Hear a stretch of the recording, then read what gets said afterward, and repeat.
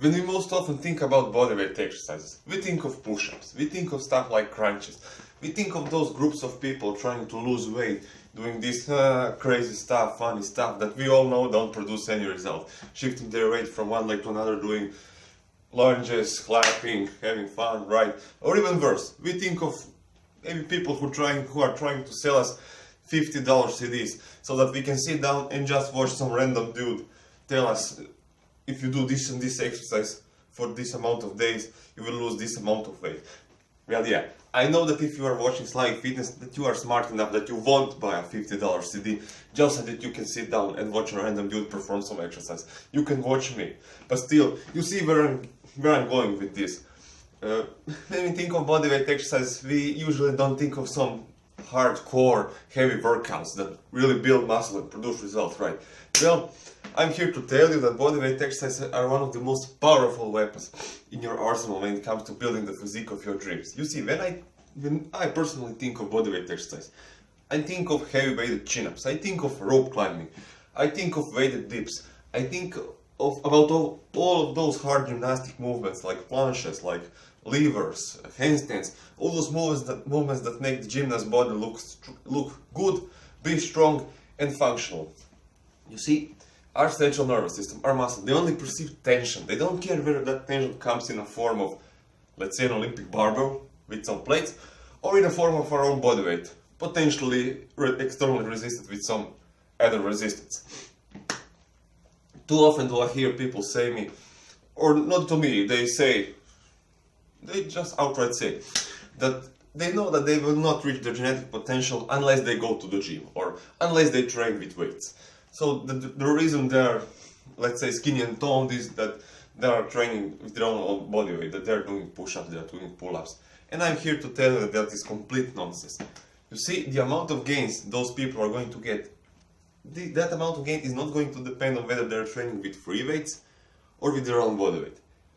That amount of gain is going to depend on a few principles, and I will name them in this video. But first I have to say two things. I have to get those two things out of the way first. You see, first of all, they might have false expectations, right? We all have false expectations. I had false expectations when it comes to my physique 5 years ago when I started. And number two, those people who train at home or do some bodyweight exercises, the average gym goer is probably much more dedicated to working out than the average I do some push-ups and crunches here and there guy.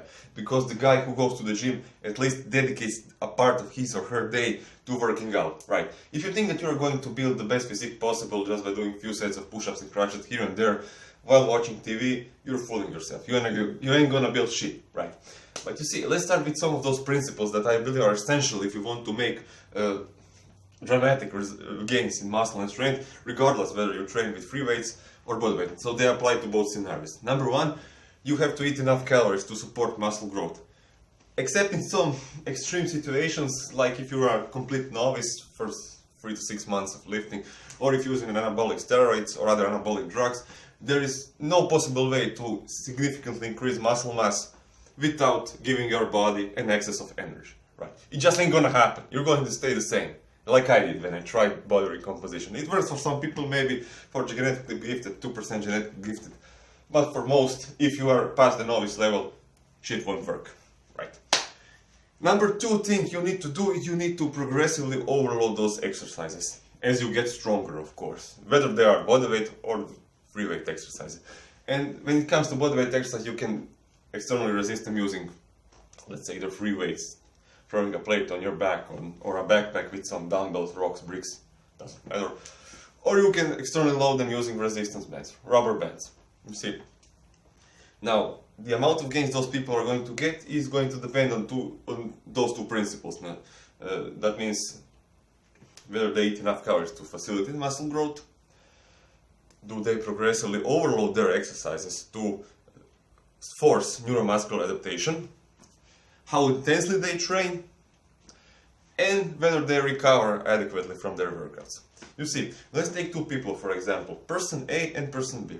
Let's say person A. Person A is educated because he or she watches Sly Fitness and he does the bench press exercise for his pressing chain, right?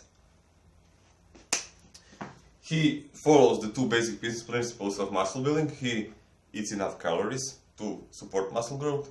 He progressively overloads the bench press as he gets stronger, right? He also trains with high intensity and he recovers well from his workouts. Now we can all agree that that person is going to see muscle growth and strength gains, right? Of course. Let's take person B for an example. Person B decides to do push-ups instead of bench press.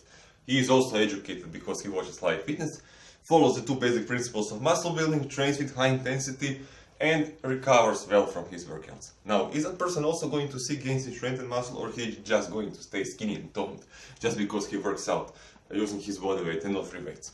Of course not. He's also going to see gains in muscle and strength, and those gains are again going to depend on how well he follows the above said principles. Does he eat enough to support muscle growth? Is he progressively overloading those bodyweight exercises, in this case push-ups?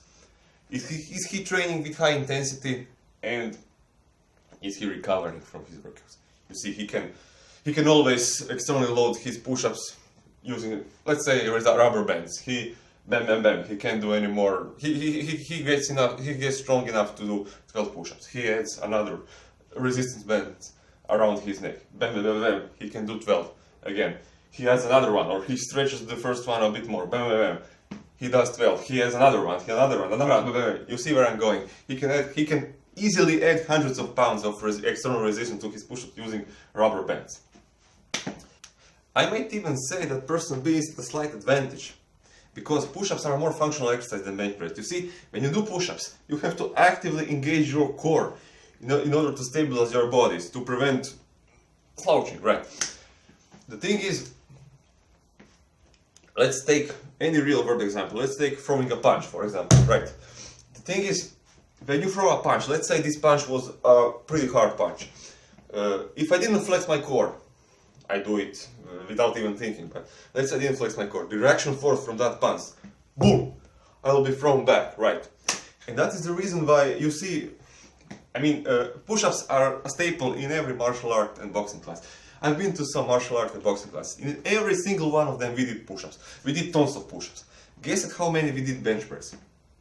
That's right. And it is not because of the equipment availability. It is because of the reasons I stated above. The bench press, okay, you lie on the bench, you will flex your body, you will push your heels against the floor, you will retract your scapula. But still, in the real world examples, you cannot exclude the core muscles from your presentation. Whatever you do standing, which is the natural human position, right? We do and perform our tasks standing. Whatever you do standing, whatever you push standing, you will engage your core. In that regard, push-ups are more effective exercises. You see, some of the most effective free weight exercises, as we call them, are nothing but weighted bodyweight exercises. What is barbell squat? Nothing but a weighted squat, right? What is deadlift? Deadlift is nothing but a weighted motion of standing up. You see, this is how we generally force neuromuscular adaptation, i.e. gains in muscle and strength.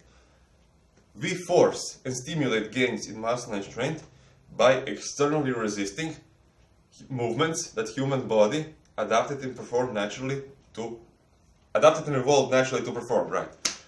By externally resisting natural human movements, we force neuromuscular adaptation. Go figure. It's easy as that.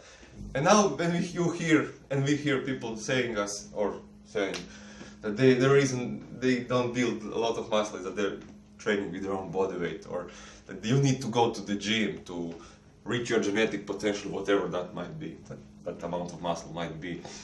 You can tell them that they are full of bullshit, and you can tell them to go home, because you know that, right?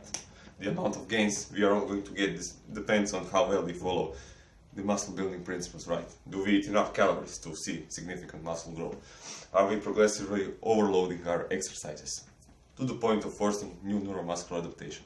Are we training with high intensity? And are we recovering adequately from our workouts?